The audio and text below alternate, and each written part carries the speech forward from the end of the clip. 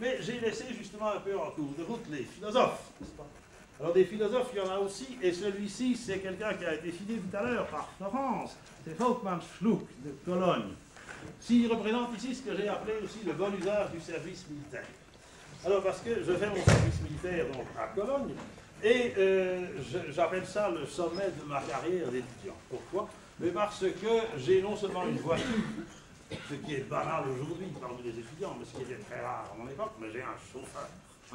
Un chauffeur, le chauffeur de la garnison dont je fais la médecine de garde, et qui m'amène au cours de Volkmann Schluck, n'est-ce pas? Extraordinaire commentateur de textes aussi bien de l'idéalisme allemand que surtout de la Grèce, et spécialement des présocratiques sur lesquels ces publications sont en train de venir. Nous allons ensemble au football le dimanche, et à part ça, nous discutons beaucoup de philosophie pendant que je suis ses cours. Je vais finalement reprendre la philosophie en force. Je me dis qu'il faut que je philosophe une dernière fois avant de m'installer et de ne plus avoir le temps. Je retourne à Fribourg. Voici, alors non pas à Heidegger que j'ai montré tout à l'heure, mais la région près de la cathédrale où il y a les bistrots favoris du maître et des autres maîtres. Ça se poursuit aussi dans les bistrots avec... Je vais vous montrer Fink, mais je n'ai pas eu sa photo. Attends, partout. Voilà l'homme qui a été cité comme énigmatique. Voilà le plus grand philosophe que j'ai rencontré à Fribourg, à part Heidegger, malgré Fink et tous les autres. Voilà Auguste Dees, malheureusement mort il y a 2 ans. Dees qui n'a pas laissé une ligne, pas un mot, qui a vécu un peu comme Socrate, qui se donnait comme tâche le développement d'une 3e dimension de la phénoménologie au-delà de Husserl et Heidegger comme premier raison. Je vois l'analogie avec la dimension freudienne et la dimension lacanienne de la psychanalyse, et la 3e qui nous reste à développer, mais qui développe aussi cette espèce de phénoménologie en triade à quoi Florence a fait attention. Voilà Auguste Dees en train de philosopher. Il est à ce moment-là, il est assistant de Wilhelm Silassi, et il reste à la chaire de philosophie au moment où Silassi disparaît, jusqu'à ce qu'elle soit réoccupée. Ça va durer des années, comme toujours en Allemagne pour les chaires importantes, et je bénéficie de cette circonstance pour suivre tous ces Arbeitsgemeinschaft, tous ces groupes de travail. Celui qui m'a introduit à Dees, c'est quelqu'un que je ne connaissais pas, mais qui est un compatriote que je rencontre à Fribourg, le père Chapelle de la Société de Jésus, qui me dit, tiens, qui est-ce que vous suivez? Il arrive un peu plus tard que moi dans le semestre, et je dis, enfin divers enseignements, pendant que je fais, n'est-ce pas, de la psychiatrie encore à la clinique psychiatrique, ben je fais surtout de la philosophie, et il me dit, est-ce que vous avez vu Dees? Je dis, ben Dees, ça c'est le plus grand philosophe de Fribourg, Chapelle n'est pas le premier. Il a écrit l'anthologie phénoménologique de Heidegger, et puis le monumental Hegel et la religion, et pour lui, comme pour moi, Dees était le plus grand philosophe de Fribourg. Dees vient voir les archives Husserl, et le voilà rencontrant Alphonse de Walens, qui par un curieux jeu de miroir, il y a une superposition d'images, et soit justement traverse le miroir, là aussi, lui qui était tellement commentateur du stade du miroir de Lacan, voilà, le républicain. Alors à cette rencontre, très impressionné lui aussi, comme Maldiné, que j'ai fait rencontrer par Dees, par cette pensée en marche, la plus puissante qu'il m'ait été donné de rencontrer après Maldiné dans l'ordre historique. Une fois seulement, Dees vient, et justement, et nous nous rencontrons, enfin nous gambadons sur les plages de Knopf-le-Hutt que j'ai déjà citées, et qui sont au fond à cette époque notre seul domicile. Voilà, sur la même plage, et maintenant, malheureusement, Dees a donc disparu pour toujours. Je fais à ce moment-là un séminaire à la clinique psychiatrique. Je disais que j'avais déjà fait de l'enseignement. On m'avait fait enseigner à Zurich, et puisque j'ai 2 doctorats à ce moment-là, j'ai droit dans la Humboldt Stiftung à une bourse d'enseignant qu'on me donne, parce que là les titres ça compte, c'est pas toujours le cas ici, là ça compte, et alors je me retrouve ici beaucoup plus tard avec quelqu'un qui est de mes séminaristes, si j'ose dire, et qui n'est autre que Wolfgang Blankenburg, l'un des patrons de la psychiatrie phénoménologique allemande. Nous sommes alors sous l'égide du professeur Peters, qui me fait le grand honneur d'être là parmi nous ce soir, qui était président de la Société allemande de psychiatrie. Nous sommes à Cologne, à 150 Jahre Deutsche Gesellschaft für Psychiatrie. Nous nous retrouvons avec un troisième larron dont j'ai malheureusement pas la photo, et qui est Eric Boule. La rencontre la plus importante que je fais à Fribourg, à part celle que je viens de dire, c'est celle de Lohmann, que voilà, qui est un linguiste. Je me suis intéressé à la linguistique depuis toujours, évidemment c'est l'influence de Lacan, mais je ne me contente pas des linguistes cités par Lacan, et je vais notamment, n'est-ce pas, faire aussi des classes chez Lohmann, qui est un linguiste de la grande tradition des typologies de langue.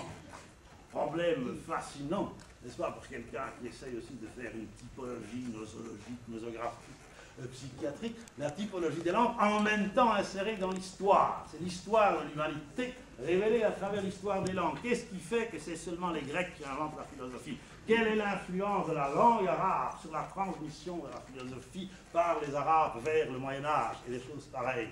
Voilà la spécialité de Lohmann, par ailleurs le prototype du penseur allemand qui pense parfois reste silencieux pendant tout un temps pendant son séminaire et puis sort de nouveau des idées, au demeurant un homme extrêmement accueillant. Il est là chez lui, déjà sur le tard, n'est-ce pas, mais Lohmann, vous voulez lui rendre cet hommage. J'avais suivi à Paris les séminaires ou l'enseignement d'autres que moi dans la salle se souviendront, de Gustave Guillaume, qui m'avait attiré depuis les valves, n'est-ce pas, et qui faisait ces inoubliables leçons. Je n'ai pas retrouvé la photo de Guillaume, je ne vais pas vous le montrer. Vous voyez que si on veut faire une théorie psychiatrique qui tienne sur notamment le problème de l'être et le temps, si j'ose dire, en psychiatrie, sur le problème de l'historicité de ces perturbations dans les troubles psychiatriques, ben, il est plus important parfois d'étudier les linguistes sur temps et verbe ou sur l'histoire de l'humanité à travers l'histoire des langues que d'étudier des problèmes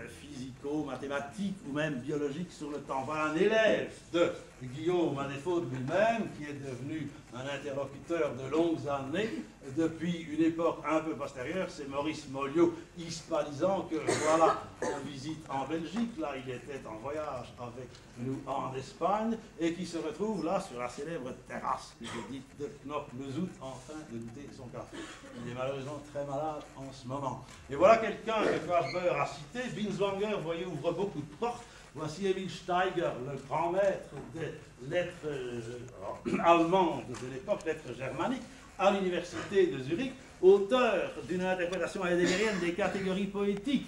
Ah, on retrouve, n'est-ce pas, l'épos, le drame, le lyrisme, le drame dont parlait, la dramatique dont parlait Jean Florence. Je suis à ce moment-là les séminaires aussi de Steiger, qui m'accueille évidemment avec l'introduction de Binswanger. J'y fais la connaissance du fils de Sondy et d'autres personnages devenus célèbres par la suite en lettres, comme Eda Alemann, auteur d'une thèse sur Hölderlin et Heidegger, et par exemple Böchenstein, avec qui je suis toujours lié, qui enseigne la littérature allemande et comparée à Genève.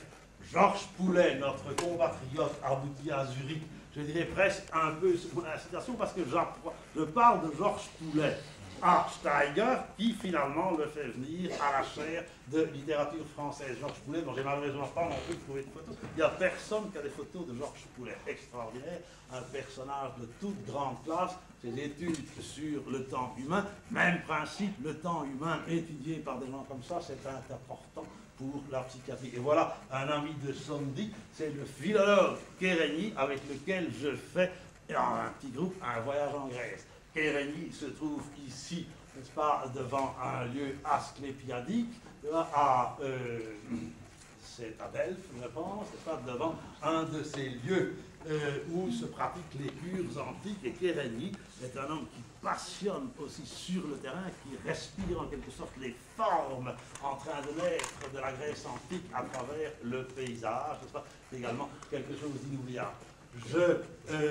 J'introduis là de nouveau une image personnelle. Je crois qu'il s'agit de marquer justement la fin de mon parcours, de mon périple à l'étranger. Alors on s'imagine peut-être, n'est-ce pas, que gonflé à bloc par tout ça, je vais trouver tout de suite ici à m'employer, d'autant plus qu'Étienne de Grève, dont la photo a disparu trop rapidement, a disparu justement, est mort. Et qu'il laisse un certain nombre d'enseignements qui correspondent exactement à ce que j'aurais envie de faire dans la psychologie médicale, etc. Eh bien, pas du tout, n'est-ce pas? Alors, comme déjà, j'avais été candidat, et je ne regrette pas que ça n'ait pas réussi à l'université de Gand, quelques années auparavant, c'était trop tôt. J'aurais fait je ne sais pas quoi, il avait été nommé, mais je n'aurais pas fait ce que j'ai fait maintenant. Mais là, je suis prêt. On me raconte que je vais être nommé, mais pas du tout. Au moment où je rentre, on me prive de ceci, qui est quand même mon élément naturel, alors je me prépare à me contenter de ça. C'est-à-dire la consultation, n'est-ce pas?